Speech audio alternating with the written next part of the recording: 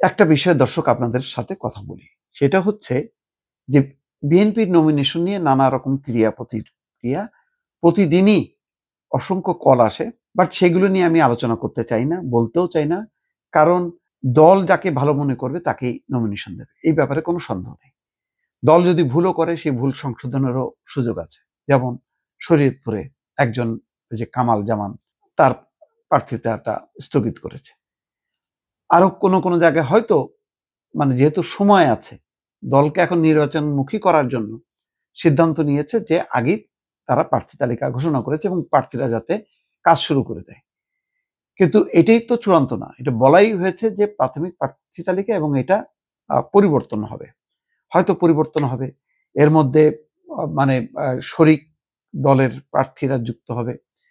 ফলে মানসিকভাবে যেকোনো সিদ্ধান্তের জন্য প্রস্তুত হতে বিএনপি তার মনোনয়ন প্রত্যাশী বা প্রাথমিক তালিকা যাদেরকে দেওয়া হয়েছে সবাইকে সেই অনুরোধ করেছে।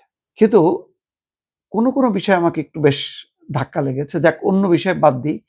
মানে ইমিডিয়েট যেই বিষয়টা এখন আলোচনা হচ্ছে সবার চোখ ঢাকা-18।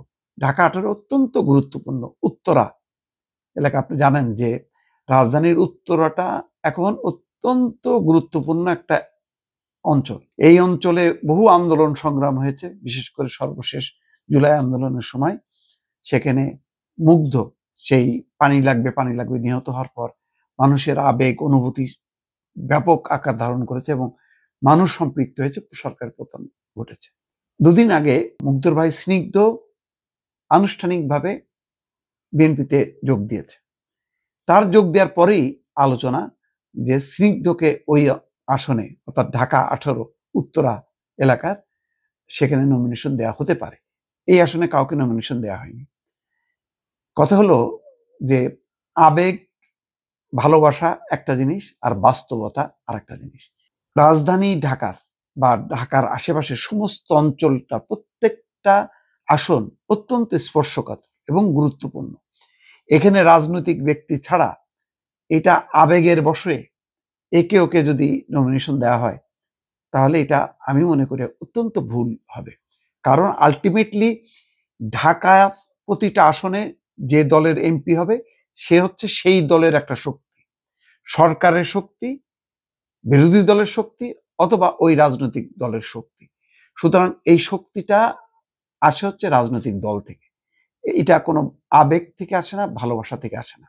এখানে ঢাকা-18 আসনের অত্যন্ত জনপ্রিয় নেতা হচ্ছেন এস.এম. জাহাঙ্গীর, যার দলের সঙ্গে তার একাত্মতা, তার সম্পৃক্ততা, তার ত্যাগ তিতিক্ষা এটা সবাই জানে, নতুন করে বলার কিছু নাই। হয়তো আমি গণমাধ্যম কর্মী হিসেবে কম জানি। দেখলাম যে তার বিরুদ্ধে শেখ হাসিনার সময় ৩২৯টা মামলা হয়েছে, 2টাই সাজা হয়েছে তার 10 বছর, কারাবাস 3 বছর। 15 বছরের মধ্যে একটা লম্বা সময় ধরে এমন কোনো দিন নেই যে দিন তার বাড়িতে পুলিশ হানা দেয়নি। তার ড্রাইভার, তার বাসার স্টাফ অনেকেই পঙ্গু হয়ে গেছে পুলিশের অত্যাচারে। অথচ তিনি একজন নিপাট ভদ্রলোক মানুষ, দলের জন্য নিবেদিত প্রাণ। কোন রকম উত্তরার মতন এলাকায়, এটা তো অত্যন্ত বাণিজ্যিকভাবে অত্যন্ত ভাইব্রেন্ট একটা এলাকা, এখানে চাঁদাবাজি, দখলবাজি, মাস্তানি অনেক কিছু হয়, কিন্তু এস.এম. জাহাঙ্গীর সম্পর্কে কিন্তু কোনোই অভিযোগ নেই। এইরকম একজন নিষ্কলুষ চরিত্রের মানুষ যে কোনো দলের জন্য একটা অ্যাসেট। এখন তিনি মনোনয়ন প্রত্যাশী। ওই এলাকার জনগণ গত 6 মাস ধরে জানে যে তিনি মনোনয়ন পাবেন। এখন তিনি যদি মনোনয়ন না পান, কেউ বলছেন যে ওই যে স্নিগ্ধ জয়েন করেছে তাকে মনোনয়ন দেওয়া হবে। কেন? ওই মুগ্ধ যেহেতু সেখানে মারা গেছে, ওখানকার আবেগ অনুভূতি ভালোবাসা একটা জোয়ার বইবে স্নিগ্ধর দিকে লক্ষ্য করে। কিন্তু স্নিগ্ধ কি বিএনপি রাজনীতির সাথে পরিচিত? পরিচিত না। উত্তরার কি রাজনৈতিক গুরুত্ব নেই? আছে। তাহলে সেই জায়গায় আবেগ ভালোবাসা আজকে আছে, কিন্তু এটাই তো সব না, দল হচ্ছে আসল। তো স্নিগ্ধর যে জায়গাটা, সেই জায়গাটা তিনি যেহেতু তার একটা অবদান আছে, সেই অবদানকে বিএনপি অনেকভাবে মূল্যায়ন করতে পারে। এখন ধরেন কোনো কারণে আমি কন্টেন্ট ক্রিয়েট করি, আমার অনেক পরিচিতি আছে। আমার কেশবপুরে আমার বাড়ি। এখন আমি যদি বলি বিএনপিকে যে আমাকে নমিনেশন দেন, এটা ঠিক হবে? না, ঠিক হবে না। আমার জায়গায় আমি। কিন্তু ওই এলাকায় যে শ্রাবণ সঠিক নমিনেশন দেওয়া হয়েছে, এটা হলো তারই কাজ এবং তাকেই দেওয়া উচিত। কারণ ওই এলাকায় সে রাজনীতি করেছে, ওই এলাকার মানুষ তাকে জানে এবং সুখে দুঃখে তাদের পাশে ছিল। আমি তো পরিচিত, আমি এলাকায় জানে অনেকে বাড়ি আমার কেশবপুর, কিন্তু তাই বলে তো আমি নমিনেশন চাইতে পারি না। বিএনপিরও তো উচিত হবে না। আমি উদাহরণ হিসেবে দিচ্ছি, আমি নিজেকে বলছি না যে আমি বিএনপি করি, কিন্তু আমি কথার কথা বলছি যে আমি ধরেন আমার এলাকায় ব্যাপকভাবে পরিচিত, গণমাধ্যম কর্মী হিসেবে আমি কন্টেন্ট করি, বহু মানুষ আমাকে চেনে। আমি ওই গ্রামে গঞ্জে অলিতে গলিতে যাই, সবাই আমাকে চেনে এখন। কিন্তু তাই বলে এটা না যে আমি সেখানে একটা রাজনৈতিক ব্যক্তি এবং আমার নমিনেশন পাওয়া উচিত। নমিনেশন তারই পাওয়া উচিত যে এলাকার মানুষের সাথে কাজ করেছে, আন্দোলন সংগ্রামে যার যুক্ততা আছে। তো সেই হিসেবে শ্রাবণ সঠিক, তাকে নমিনেশন দেয়াটা, এবং সবাই প্রশংসা করেছে।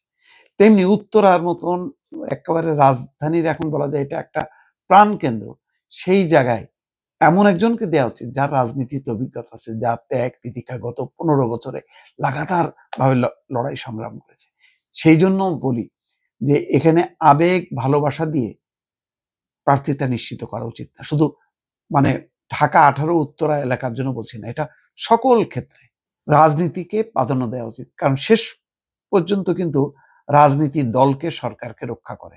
আর আবেগ ভালোবাসা দিয়ে যারা আসে তারা কিন্তু খুব দ্রুতই তারা টিকতে পারে না। তাদের হয়তো আবেগ ভালোবাসা আছে, সেটা সঠিক, কিন্তু রাজনীতিটা হচ্ছে লড়াই সংগ্রামের ব্যাপার। সেই লড়াই সংগ্রাম কারা করতে পারে? যারা রাজনীতি করতে করতে, যারা তাদের শরীরটাকে পোক্ত করে, তারাই পারে। তো সেই হিসাবে আমি মনে করি যে এই উত্তরার ঢাকা 18 ব্যাপার এস এম জাহাঙ্গীরের বাইরে অন্য কোনো কিছু চিন্তা করাটা আমার ধারণা যে আত্মঘাতী হবে।